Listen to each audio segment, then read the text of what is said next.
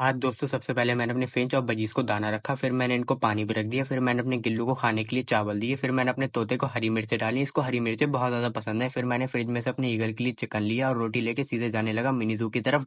Mini जू आके मैंने अपने सब पेट्स को खोला और ये सब मेरा पहले से इंतजार कर रहे थे। मेरी डक को दोस्तों पता नहीं क्या है, बार बार मेरी बिल्ली का खाना खाती है। फिर घर पाके मैंने अपने गिल्लू को खोला और यहाँ पे मजे से खेलने लगा। मेरी दोस्तों इस वाली फिंच को पता नहीं क्या हो गया, सुबह से ही ऊपर उड़ के नहीं जा रही, यहाँ पे बैठी हुई है। जब मैंने इसको पकड़ा तो पता चला इसको एग बाइंडिंग हो गई है। नेक्स्ट पार्ट में आप देखना हम इसका ट्रीटमेंट कैसे करेंगे एग बाइंडिंग का।